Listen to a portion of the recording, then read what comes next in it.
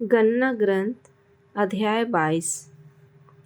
इसके बाद इस्राएलियों ने आगे बढ़कर यरदन नदी के उस पार यरीहो के सामने मोआब देश के मैदान में पड़ाव डाला। सिप्पोर का पुत्र बालक वह सब देख चुका था जो इस्राएलियों ने अमोरियों के साथ किया था। मोआब भयभीत हो गया क्योंकि इस्राएलियों की संख्या बहुत अधिक थी। इस्राएलियों को देखकर मोआबियों में आतंक फैल गया। इसलिए मोआबियों ने मिद्यानियों के नेताओं से कहा, अब यह विशाल जनसमूह हमारे आसपास की सब चीज़ों को वैसे ही चाट जाएगा जैसे बैल खेत की हरी घास चट कर जाता है। उस समय सिप्पोर का पुत्र बालाक मोआबियों का राजा था।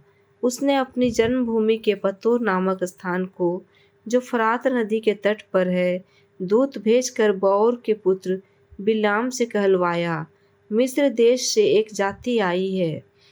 वह सारे प्रदेश पर छा गई है और मेरे सीमांतों तक पहुंची है।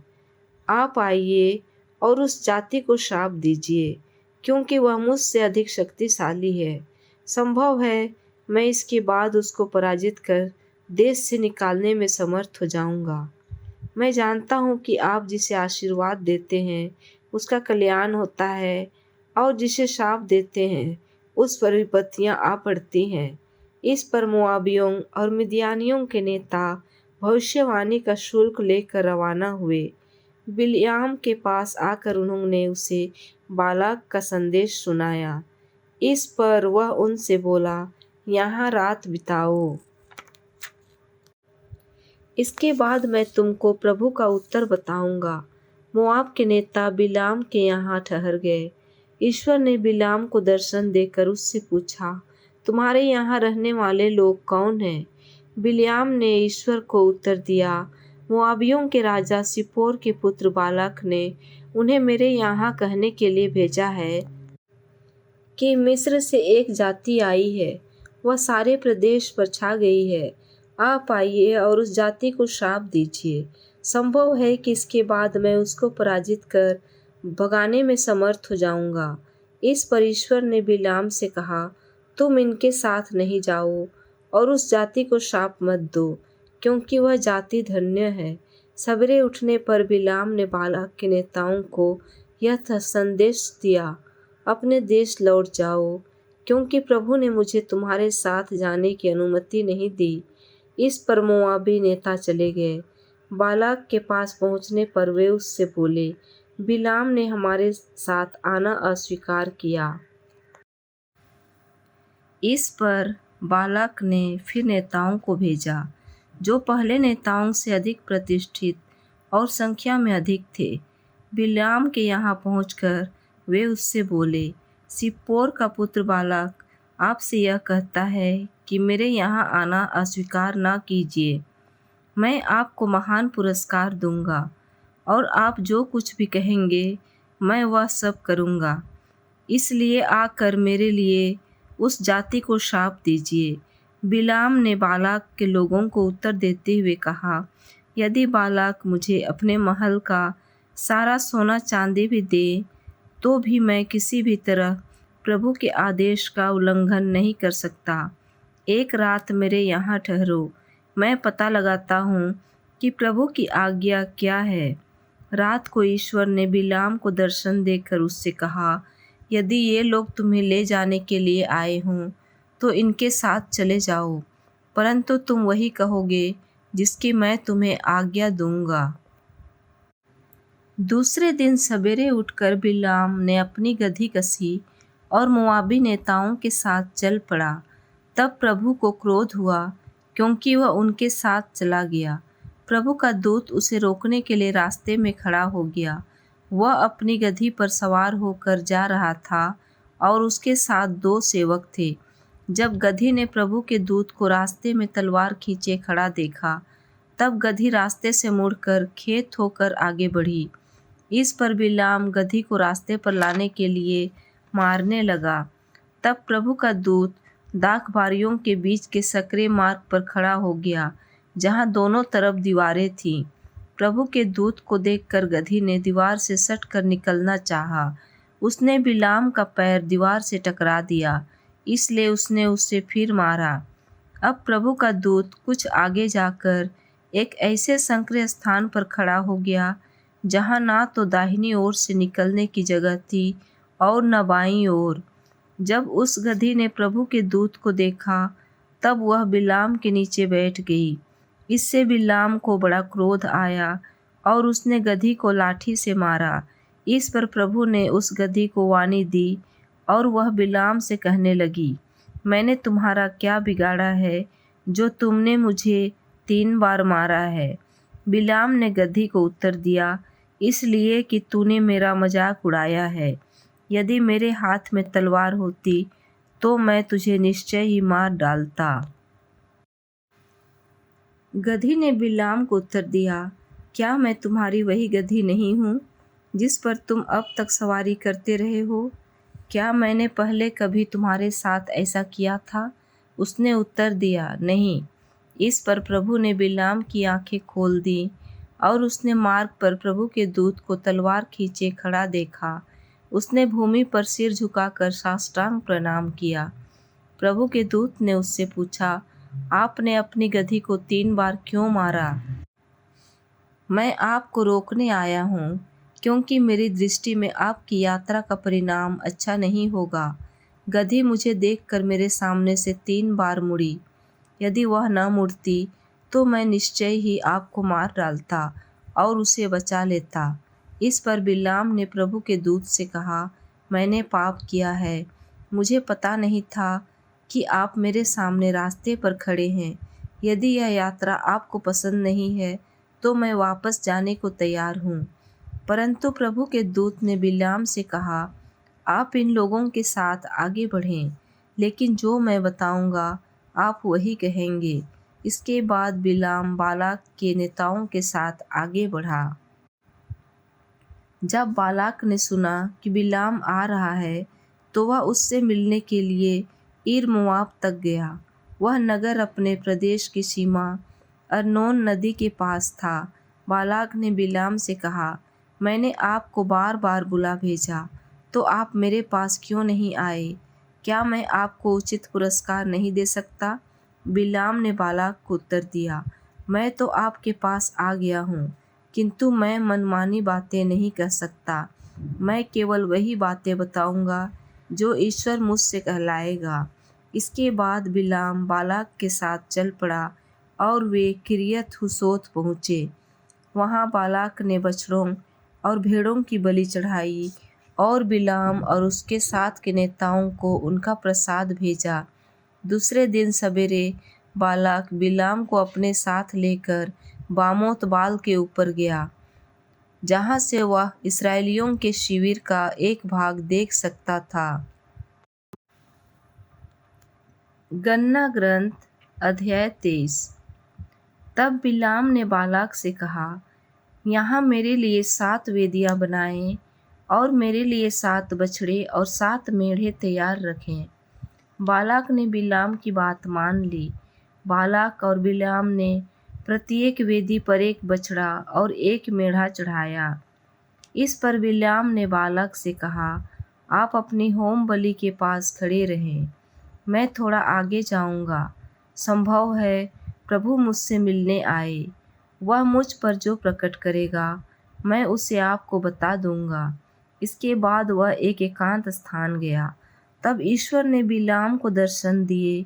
बिलाम ने उससे कहा, मैंने 7 वेदियाँ तैयार करवाई हैं और प्रत्येक वेदी पर एक बछड़ा और एक मेढ़ा चढ़ाया है। तब प्रभु ने बिलाम को एक संदेश दिया और उसे आज्ञा दी कि वह बालाक के पास लौटकर वह संदेश दोहराए। वह उसके पास लौट गया। बालाक अब तक मोआबी नेताओं के साथ अपनी होम बलि के पास खड़ा था।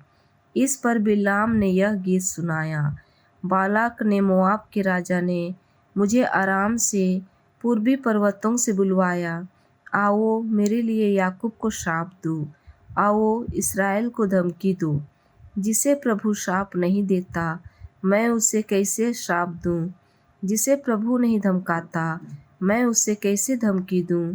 चट्टानों के शिखर पर से मैं उसे देखता हूँ। पहाड़ियों पर से मैं उसका निरीक्षण करता हूँ। वह ऐसी जाति है जो अलग रहती और अपने को दूसरी जातियों से भिन्न मानती है। याकूब के धूली कणों को कौन गिन सकता है? इसराइल का चतुर्थांश भी कौन गिन सकता है? मेरी मृत्यु धर्मियों जैसी हो, मेरी अंतगति उनकी जैसी हो। बालाक ने बिलाम से कहा, आपने मेरे साथ क्या किया?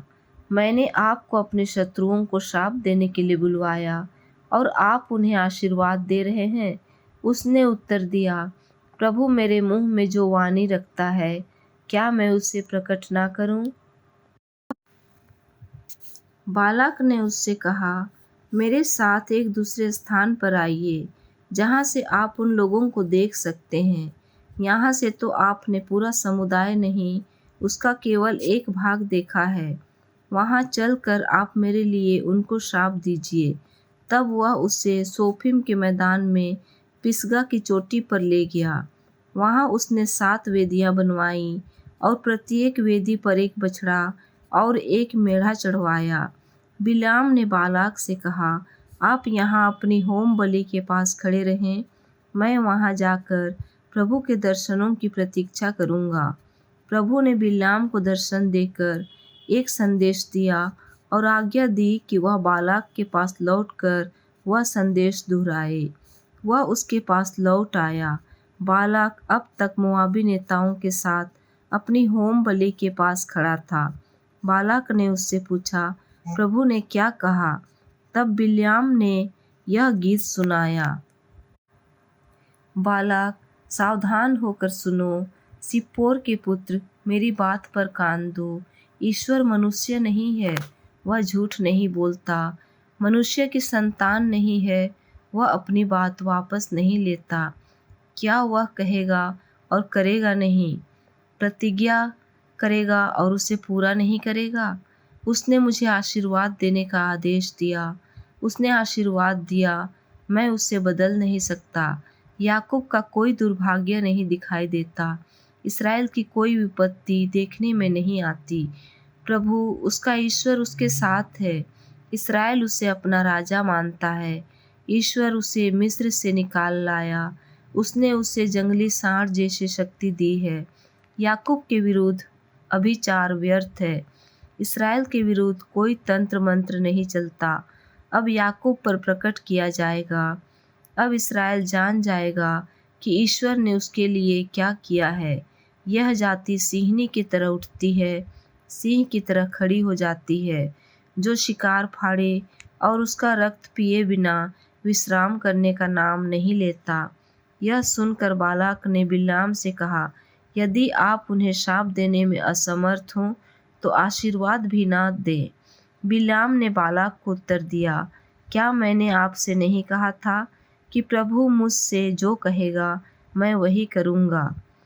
तब बालाक ने बिलाम से कहा, आइए मैं आपको किसी और स्थान ले चलूँ, हो सकता है कि आप वहाँ से ईश्वर की प्रेरणा से मेरे लिए उन्हें शाप दे सके। इसलिए बालाक बिलाम को पौर की चोटी पर ले गया, जहाँ से रेगिस्तान दिखाई देता है। वहाँ बिलाम ने बालाक से कहा, यहाँ मेरे लिए 7 वेदियाँ बनवाइए और मेरे लिए 7 बछड़े और 7 मेढ़े तैयार रखिए। बालाक ने बिलाम की बात मान ली और प्रत्येक वेदी पर एक बछड़ा और एक मेढ़ा चढ़ाया। स्तोत्र ग्रंथ अध्याय 80। तू जो इस्राएल का चरवाहा है, हमारी सुन, जो भेड़ों की तरह यूसुफ को ले चलता है, जो स्वर्गदूतों पर विराजमान है। एफ्राइम, बेंजामिन और मनस्से के सामने अपने को प्रकट कर, अपने सामर्थ्य को जगा और आकर हमारा उद्धार कर। ईश्वर हमारा उद्धार कर, हम पर दया दृष्टि कर और हम सुरक्षित रहेंगे। विश्वमंडल के प्रभु ईश्वर, तू कब तक अपनी प्रजा की प्रार्थना ठुकराता रहेगा? तूने उसे बिलाव की रोटी खिलाई और उसे भरपूर आंसू पिलाए। हमारे पड़ोसी हमारे लिए आपस में लड़ते हैं, हमारे शत्रु हमारा उपहास करते हैं। विश्वमंडल के प्रभु, हमारा उद्धार कर, हम पर दया दृष्टि कर और हम सुरक्षित रहेंगे। तो मिस्र देश से एक दाखलाता लाया, तूने राष्ट्रों को भगाकर उसे रोपा। तूने उसके लिए भूमि तैयार की, जिससे वह जड़ पकड़े और देश भर में फैल जाए। उसकी छाया पर्वतों पर फैलती थी और उसकी डालियां ऊंचे देवदारों पर, उसकी शाखाएं समुद्र तक फैली हुई थी और उसकी टहनियां फारत नदी तक। तूने उसका वड़ा क्यों गिराया? अब उधर से निकलने वाले उसके फल तोड़ते हैं, जंगली सुअर उसे उजाड़ते हैं और मैदान के पशु उसमें चरते हैं। विश्वमंडल के ईश्वर, वापस आने की कृपा कर, स्वर्ग से हम पर दया दृष्टि कर, आकर उस दाखबारी की रक्षा कर जिसे तेरे दाहिने हाथ ने रोपा है। तेरी दाखलाता कट कर जलाई गई है, तेरे धमकाने पर तेरी प्रजा नष्ट होती जा रही है। अपने कृपा पात्र पर अपना हाथ रख, उस मनुष्य पर जिसे तूने शक्ति प्रदान की थी, तब हम फिर कभी तुझे नहीं त्यागेंगे। तू हमें नवजीवन प्रदान करेगा और हम तेरा नाम लेकर तुझसे प्रार्थना करेंगे। विश्वमंडल के प्रभु ईश्वर, हमारा उद्धार कर, हम पर दया दृष्टि कर और हम सुरक्षित रहेंगे। प्रेरित चरित्र अध्याय 15। तब सारी कलीसिया की सहमति से प्रेरितों तथा अध्यक्षों ने निश्चय किया कि हम में कुछ लोगों को चुनकर पौलुस तथा बारनबास के साथ अंताकिया भेजा जाए। उन्होंने 2 व्यक्तियों को चुना जो भाइयों में प्रमुख थे, अर्थात यूदस को जो बारसबस कहलाता था तथा सीलस को, और उनके हाथ यह पत्र भेजा। प्रेरित तथा अध्यक्ष आप लोगों के भाई अंताकिया, सीरिया तथा किलिकिया के गैर यहूदी भाइयों को नमस्कार करते हैं। हमने सुना है कि हमारे यहाँ के कुछ लोगों ने, जिन्हें हमने कोई अधिकार नहीं दिया था, अपनी बातों से आप लोगों में घबराहट उत्पन्न की और आपके मन को उलझन में डाल दिया है। इसलिए हमने सर्वसम्मति से निर्णय किया है कि प्रतिनिधियों का चुनाव करें और उनको अपने प्रिय भाई बारनबास और पौलुस के साथ, जिन्होंने हमारे प्रभु ईसा मसीह के नाम पर अपना जीवन अर्पित किया है, आप लोगों के पास भेजें। इसलिए हम यूदस तथा सीलस को भेज रहे हैं। वे भी आप लोगों को यह सब मौखिक रूप से बता देंगे। पवित्र आत्मा को और हमें यह उचित जान पड़ा कि इन आवश्यक बातों के सिवा आप लोगों पर कोई और भार ना डाला जाए। आप लोग देवमूर्तियों पर चढ़ाए हुए मांस से, रक्त, गला घोंटे हुए पशुओं के मांस और व्यभिचार से परहेज करें। इनसे अपने को बचाए रखने में आप लोगों का कल्याण है। अलविदा। अंताकिया में प्रतिनिधि मंडल। वे विदा होकर अंताकिया चल दिए और वहां पहुंचकर उन्होंने भाइयों को एकत्र कर वह पत्र दिया। पत्र की सांत्वनापूर्ण बातें पढ़ने के बाद लोगों को बड़ा आनंद हुआ। यूदस और सीलस स्वयं नबी थे। उन्होंने भाइयों को देर तक संबोधित कर सांत्वना दी और उनको ढाढ़स बंधाया। वे कुछ समय वहां रहे और इसके बाद वे भाइयों की मंगल कामनाएं लेकर विदा हुए और उन लोगों के पास लौटे जिन्होंने उन्हें भेजा था। पौलुस और बारनबास अंताकिया में ही रह गए और बहुत से अन्य लोगों के साथ वे शिक्षा देते और प्रभु के वचन का प्रचार करते रहे। पौलुस और बारनबास का मतभेद। कुछ समय बाद पौलुस ने बारनबास से कहा, आइए हमने जिन जिन नगरों में प्रभु के वचन का प्रचार किया वहां फिर चलकर भाइयों से मिले और यह देखें कि वे कैसे हैं। बारनबास चाहता था कि वे यूहन्ना को भी, जो मार्कुस कहलाता था, अपने साथ ले जाएं। पौलुस का विचार यह था कि जिस व्यक्ति ने पंफलिया में उनसे अलगा होकर उनके काम में हाथ नहीं बटाया था, उसे अपने साथ ले जाना उचित नहीं है। इस पर दोनों में इतना तीव्र मतभेद हो गया कि वे एक दूसरे से अलगा हो गए। बारनबास मार्कुस को अपने साथ लेकर नाव से कुप्रुस चल दिया। सीरिया, किलिकिया, देर्बे और लुस्त्रा। पौलुस ने सिलास को चुना। भाइयों ने उसके लिए प्रभु की कृपा मांगी और वह चल पड़ा। उसने सीरिया तथा किलिकिया का भ्रमण किया और कलीसियाओं को ढाढ़स बंधाया।